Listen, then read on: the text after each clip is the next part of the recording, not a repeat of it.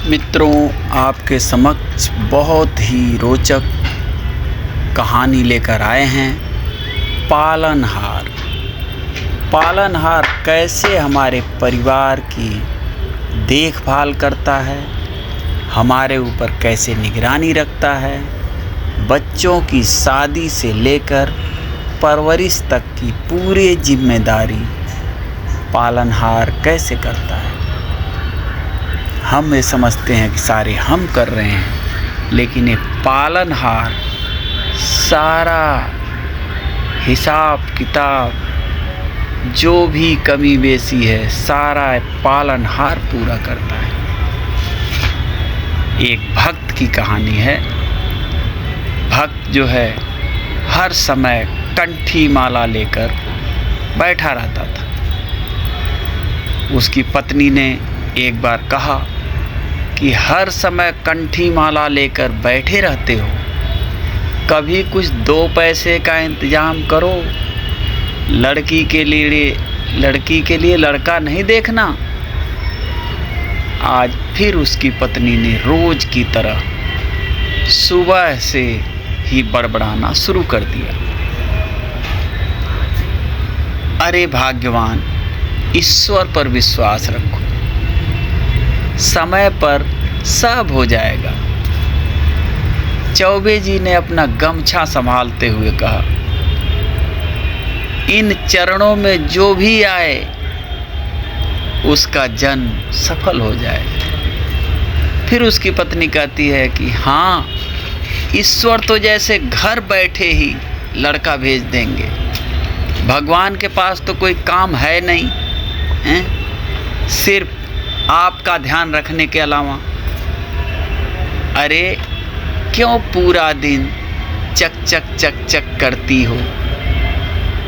वैसे चौबे जी भी कभी गुस्सा नहीं होते थे। वो तो बीमारी के चलते नौकरी छोड़ दी थी। अब बस पूरा दिन बस गोपाल जी की सेवा करते और उन्हीं के बारे में ही सोचते हैं। चौबे जी की पत्नी का नाम निर्मला था। निर्मला बोली कि जयपुर वाली मौसी बता रही थी कि उनकी रिश्तेदारी में एक लड़का है, पर देखने जब जाओगे तब न, जब जेब में तुम्हारे 1000-2000 रुपये होंगे, जो 10-20 रुपये बचते हैं उन्हें भी अपने दोस्तों को उधार दे देते हो। आज तक लौटाए नहीं हैं किसी दोस्त ने। चौबे जी कहते हैं, आज तक कभी किसी चीज़ की कोई कमी हुई है क्या?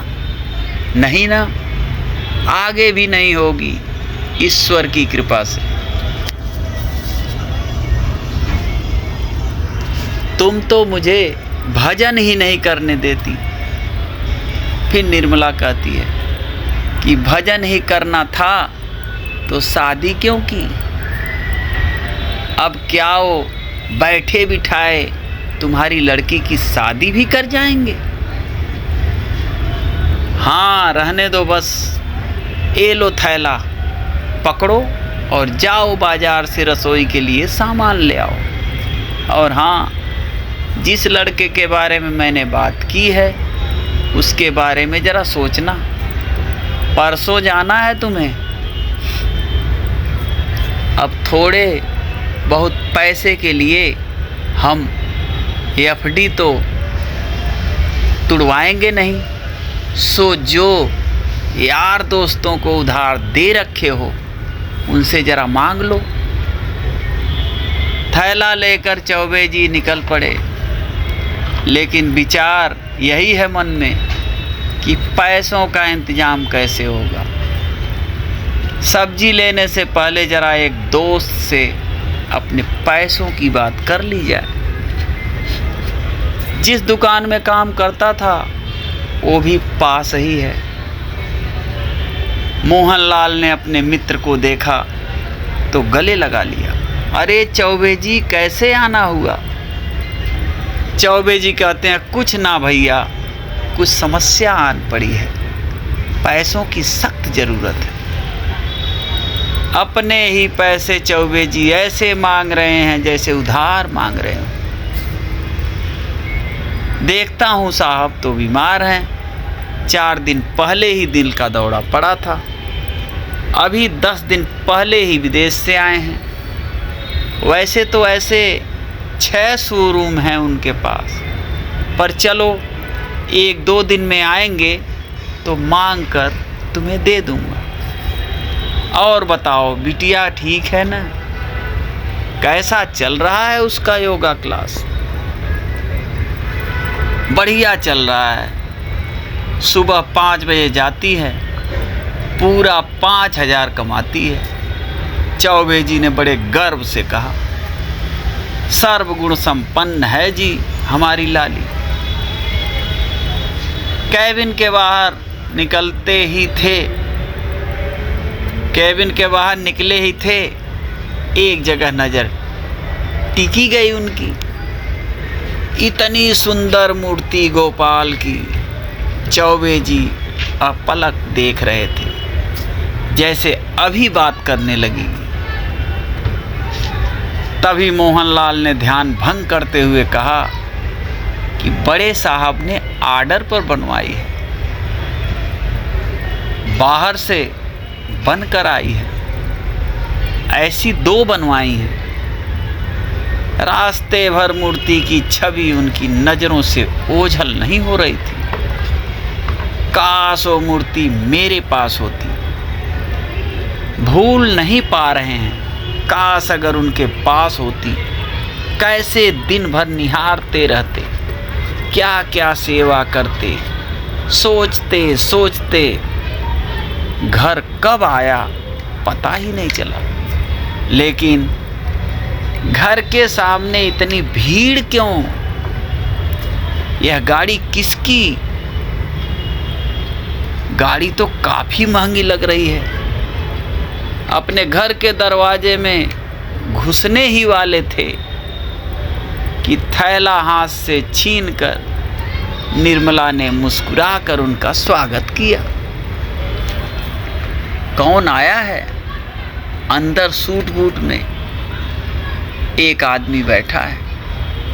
चौबे जी को देखते ही वो हाथ जोड़कर खड़ा हो गया। राधे राधे चौबे जी, कहाँ? बैठिए, पर क्षमा कीजिए मैंने आपको पहचाना नहीं। अरे आप कैसे पहचानेंगे, हम पहली बार मिल रहे हैं। उसने बड़ी शालीनता के साथ जवाब दिया। जी कहिए, मैं आपकी क्या सेवा कर सकता हूँ? दरअसल मैं आपसे कुछ मांगने आया हूँ। सीधा सीधा बताइए। चौबे जी सोच में पड़े थे कि जाने वह क्या मांग ले, और इतने बड़े आदमी को मुझसे क्या चाहिए। आज से 4 दिन पहले मैं सुबह ही सैर के लिए गया था, लेकिन उस दिन मेरे साथ एक दुर्घटना हुई। अचानक मुझे हार्ट अटैक आ गया। उस आदमी ने कहा। आसपास कोई नहीं था मदद के लिए, ना मैं कुछ बोल पा रहा था। तभी एक लड़की स्कूटी पर आती दिखी। मुझे सड़क पर पड़े हुए देखकर उसने अपनी स्कूटी रोकी। अकेली वो मुझे उठा नहीं सकती थी। फिर अपनी स्कूटी से दूर से दुकान पर जाकर एक आदमी को बुलाकर लाई। उसकी मदद से उसने मुझे स्कूटी पर बिठाया और मुझे हॉस्पिटल ले गई। अगर थोड़ी सी भी देर हो जाती तो शायद मेरा अंत निश्चित था। और वो लड़की कोई और नहीं, आपकी बेटी थी। उस आदमी ने हाथ जोड़ते हुए कहा कि अगर आप लायक समझें तो मैं अपने बेटे के लिए आपकी बेटी का हाथ मांगता हूँ, और जो अनजान की मदद कर सकती है, वो अपने परिवार का कितना ध्यान रखेगी। चौबे जी एकदम जड़ हो गए। वह विश्वास नहीं कर पा रहे थे कि हे ईश्वर, क्या यह सब सच में हो रहा है कि मुझे किसी के दरवाजे पर ना जाना पड़े। इस स्थिति से बाहर निकले भी नहीं थे कि तभी उन्होंने अपने पास रखे हुए बैग में से एक बॉक्स निकाला, उन्हें देते हुए कहा कि शगुन का एक छोटा सा उपहार है, मना मत करना। चौबे जी ने खोलते हुए देखा, इसमें वही बाल गोपाल की मूर्ति थी जिसे अभी शोरूम में देखकर आए थे, जो आंखों के सामने से ओझल नहीं हो रही थी, जिसे देखते ही मन में एक ख्याल आया था कि काश मेरे मंदिर में होती। आज ऊपर वाले ने प्रमाणित कर दिया कि मुझे उसका जितना ख्याल है, उससे कहीं ज़्यादा उसे मेरा ख्याल है। आज के लिए बस मित्रों इतना ही। फिर मिलते हैं अगली जानकारी के साथ। तब तक के लिए जय श्री राधे, जय श्री राधे कृष्णा।